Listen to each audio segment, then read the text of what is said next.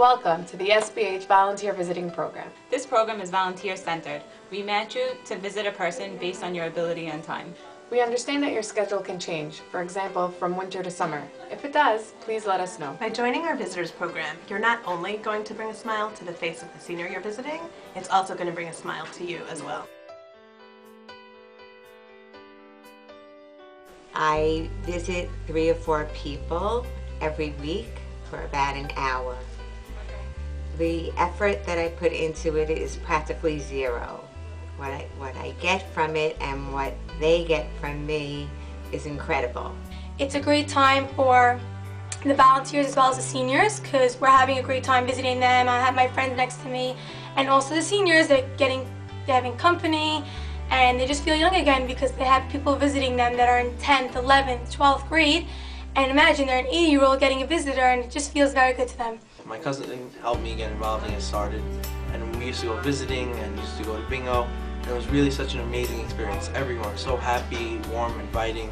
It was really the greatest experience to go all these places and see all these people and how it affects them.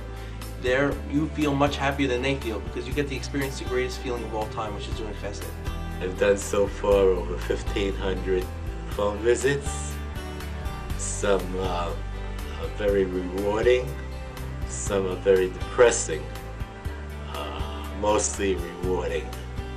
Getting a lot of berachot from the women of the community, constantly blessing me, and sometimes a hard thing to take. I went to visit a client. I walked in, she was practically crippled. She couldn't walk, she couldn't speak, she really couldn't do anything. I took her to doctors. I got involved with her, I would say, about 3 or 4 months. The first week of June, I left to deal. I came back. I saw Simon, and it was like she was a different person. She worked in SBH in the front.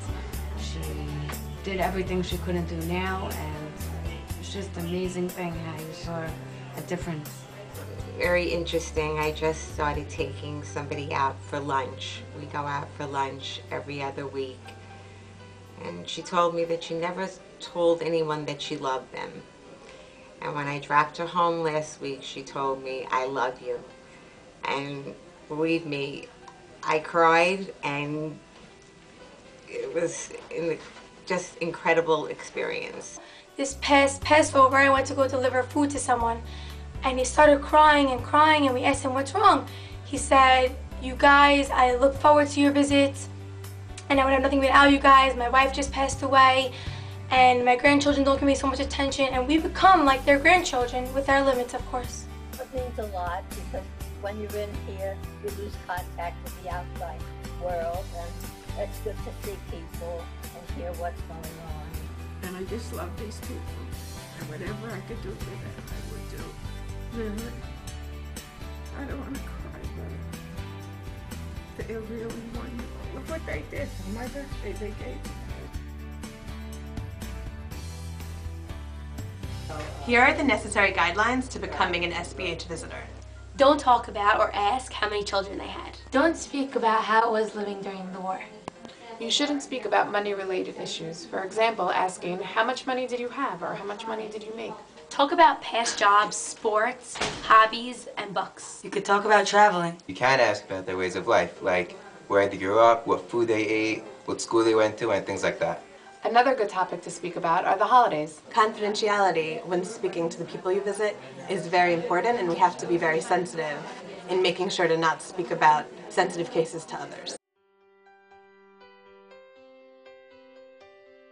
Being in the hospital is a very dehumanizing experience because there's a certain loss of freedom and a certain loss of the ability to make decisions that make us human. There are certain rules that might be helpful.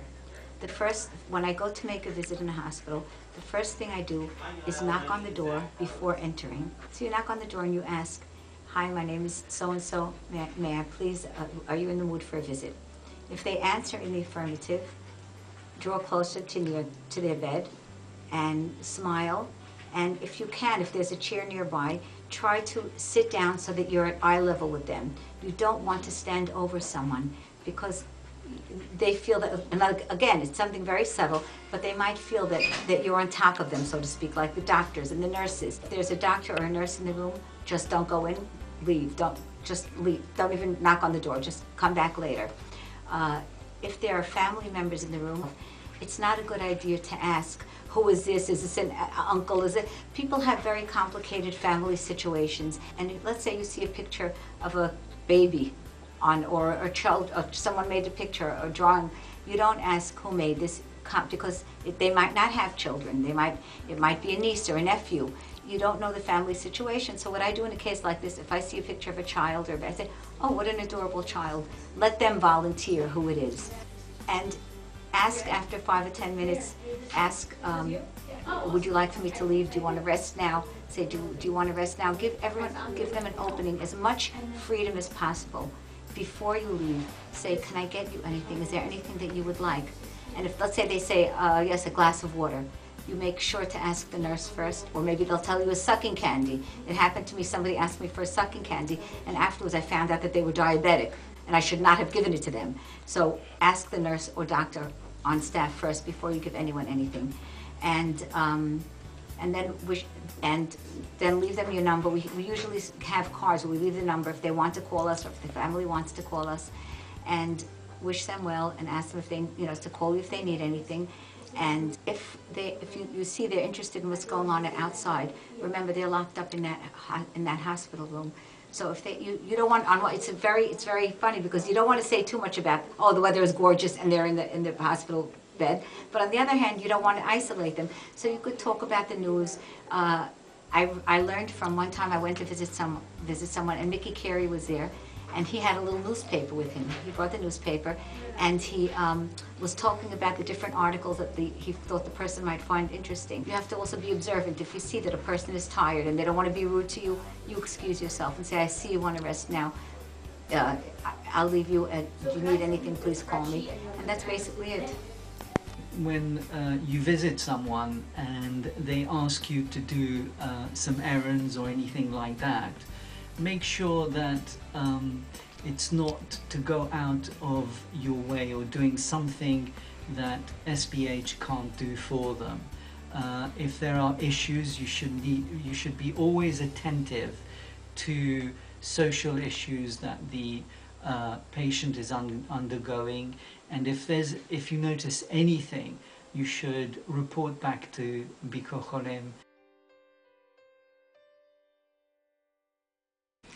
I would like to encourage everybody to visit at least one person, and then you'll want to visit 2 and 3 and 4. It's just an amazing experience. I really recommend you guys just doing it for 3 minutes out of your time. That will make a difference in your life. So. You're not alone in this. If you feel that there's a situation that needs our intervention, let us know. We're here to help.